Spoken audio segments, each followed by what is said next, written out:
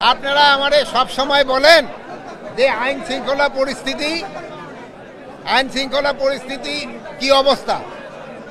এখন আপনারাই দেখেন যে আইন শৃঙ্খলা পরিস্থিতি অবস্থা কি। আপনারা সমাজের সবচেয়ে শিক্ষিত সমাজ, আপনাদেরই কিন্তু কন্ট্রোল করা যায় না। সাধারণ পাবলিকরে কিভাবে আমরা আয়ত্তে আনবো?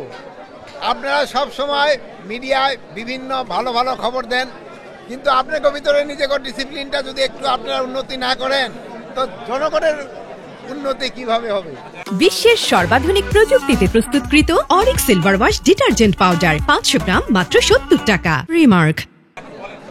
এখন আমরা এখানে আজকে আসার উদ্দেশ্য ছিল হলো দুটা জিনিস দেখা। দেশে পানি বেড়ে যাচ্ছে এবং প্রচুর বৃষ্টিপাত হওয়ায় শাক সবজি অনেক কিছু নষ্ট হয়ে গেছে। এই জন্য বাজারে কিন্তু একটুখানি শাক সবজির দাম একটু বেড়ে গেছে। কিন্তু ওদিক দিয়ে আবার আলু, আমাদের স্টোরে প্রচুর আলু পড়ে রয়েছে, কিন্তু আলু অত লোকজনে কিন্তু পাচ্ছে না, প্লাস কৃষকেরা আলুর দামও পাচ্ছে না।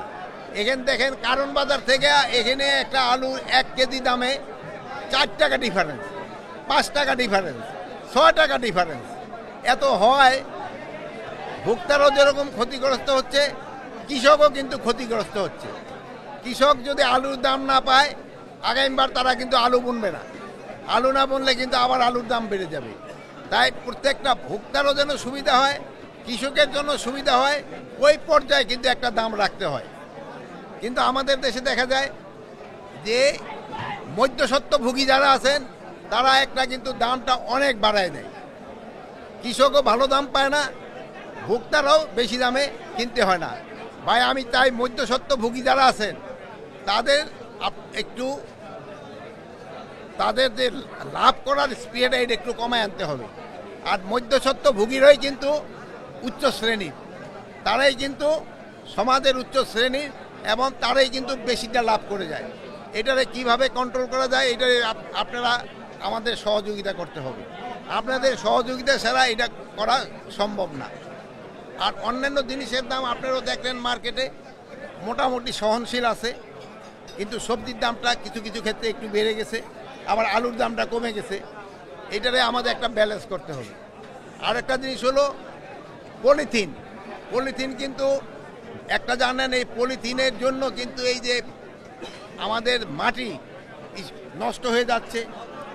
তারপরে এই পলিথিনটা কিন্তু কোনো অবস্থায় নষ্ট হয় না। এই যে ধরেন যে অনেক সময় যে পানি আটকে যায় পলিথিনের জন্য, পলিথিনের কোনো উপকারিতাই নাই, এটার অপকারিতাই সবচেয়ে বেশি। আর আমরা যদি এই পলিথিনটা বন্ধ করতে পারি, আমাদের পাটের ব্যাগ যদি আমরা ব্যবহার করতে পারি, যেহেতু একসময় আমাদের কিন্তু পাটের একটা বিরাট চাহিদা ছিল, এখন কৃষকরা কিন্তু পাটের এরকম দাম পায় না। এখন আপনারা যদি পলিথিন ব্যবহার বন্ধ করে পাটের ব্যাগ ব্যবহার শুরু করেন, তবে আমাদের কৃষকরা লাভবান হবে, আমাদের স্বাস্থ্যসম্মত জিনিস হবে এবং পরিবেশের জন্য একটা ভালো জিনিস হবে। তাই আপনাদের কাছে সবার কাছে অনুরোধ করব, আপনারা পাটের ব্যাগ ব্যবহার করেন। এখন যদি আপনাদের কারো কোনো প্রশ্ন থাকে, আরেকটা জিনিস হচ্ছে চাঁদাবাজি। এই মোহাম্মদপুর মিরপুর এলাকায় চাঁদাবাজিটা একটু বেশি হয় সব সময় রিপোর্টিং। এটা চাঁদাবাজিটা কিভাবে কন্ট্রোলের ভিতরে আনতে হবে, মানে কোনো চাঁদাবাজকেই বাংলাদেশে থাকতে দেওয়া হবে না, চাঁদাবাজিদের স্থায়ী বাংলাদেশে হবে না। এটা যে যত বড় চাঁদাবাজি হোক না কেন, তারে আমরা আইনের আওতায় নিয়ে আসবো। কাউকে কোনো রকম চাঁদাবাজি ছাড় দেওয়া হবে না। চাঁদাবাজের উপরে কোনো প্রেশার নাই, যে কোনো চাঁদাবাজ ধরেন পান আমাদের দেখান, সাথে সাথে তারা আমরা আইনের আওতায় নিয়ে আসবো।